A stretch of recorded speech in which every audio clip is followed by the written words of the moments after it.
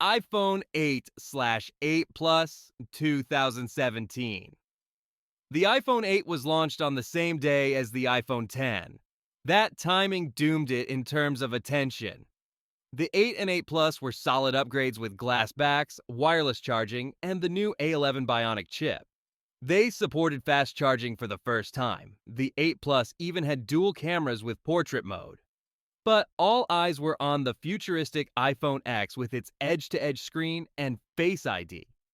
Many people skipped the 8 because it felt like the old design. The strength was its reliability, practicality, and the introduction of wireless charging. The limitation was being overshadowed by the iPhone X hype. Today, it's a workhorse but rarely remembered as special.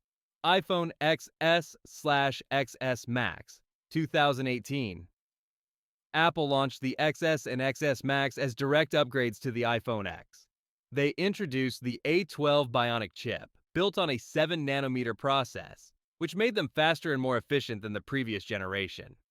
They also added better water resistance, IP68, stereo recording, and even dual SIM capability in select markets. The XS Max had the largest iPhone screen ever at the time. Sales were good at launch, but they slowed when the cheaper iPhone XR hit the market. The XR offered the same A12 chip and Face ID, but cost several $100s less. By the end of 2018, the XR outsold the XS and XS Max combined. This left the premium pair feeling like a luxury upgrade rather than the mainstream choice. iPhone 11 Pro/Pro Max, 2019. The 11 Pro and Pro Max marked a turning point for iPhone photography. For the first time, Apple offered triple camera systems: wide, ultra-wide, and telephoto. They also brought in the A13 chip, which delivered impressive speed and efficiency. The OLED display quality was a huge leap from the base iPhone 11's LCD. In the US, the Pro models accounted for a large share of holiday sales, but globally, the regular iPhone 11 outsold them. The Pro and Pro Max were loved by enthusiasts who cared about camera and screen quality. But for many, the cheaper iPhone 11 was good enough. iPhone 7/7 Plus, 2016. Here's where controversy really hit. Apple removed the headphone jack. The decision drew heavy criticism, with many calling it user hostile. But Apple argued it allowed better water resistance and space for new components. The 7 Plus was also the first iPhone with dual cameras, offering optical zoom and portrait photography. Both models brought stereo speakers and a solid-state home button with haptic feedback. Performance was strong with the A10 Fusion chip. The strengths were its dual cameras on the Plus model, water resistance, and faster performance. The limitations were losing the headphone jack and a design too close to the 6S. Today, it's remembered more for the missing jack than its improvements. iPhone 6S/6S Plus, 2015. The 6S series looked almost identical to the iPhone 6, but added several notable features. Most famously, it introduced 3D Touch, letting users press harder on the screen for shortcuts. It also added the Live Photos feature, capturing a short video around each photo. Inside, the A9 chip and 2 gigabytes of RAM delivered a big performance boost. The rear camera jumped to 12 megapixels, and for the first time, the iPhone could record 4K video. Despite these improvements, sales didn't match the iPhone 6, which had been a blockbuster. The strengths were strong performance, 3D touch, and an improved camera. The limitations were its unchanged design and a feature like 3D touch that never caught on. Today, it's remembered for durability and long support, though never iconic. iPhone 12/12 Pro, 2020. Apple returned to flat edges with the iPhone 12 series, echoing the design of the iPhone 4. Both the 12 and 12 Pro shared the same size and A14 chip, with the Pro adding a LiDAR scanner, telephoto lens, and stainless steel finish. All models supported 5G for the first time. Sales were massive, over 100 million units across the 12 family, but the Pro Max stole the show. The regular 12 became a mainstream choice, while the Pro appealed to those wanting premium features. The strengths were its modern flat design, 5G support and strong performance. The limitation was that the Pro felt less distinct from the regular 12. Today, it's remembered as the start of Apple's 5G era. iPhone 13/13 Pro, 2021.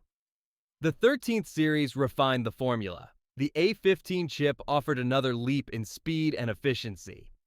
Cameras gained sensor shift stabilization, and the Pro models introduced ProMotion displays with 120 Hz refresh rates. Apple also added cinematic mode for video, letting users shift focus dynamically. The 13 Pro was especially popular among enthusiasts and creators. Sales were strong, though not quite as explosive as the iPhone 11 or 12 series. The strengths were improved cameras, ProMotion, and longer battery life. The limitation was that non-Pro models saw only incremental upgrades. Today, it's viewed as a polished update, but not a cultural milestone. iPhone 14/14 Pro, 2022. This generation highlighted the growing divide between regular and Pro models. The iPhone 14 offered few changes over the iPhone 13, leading many to call it the most incremental upgrade ever.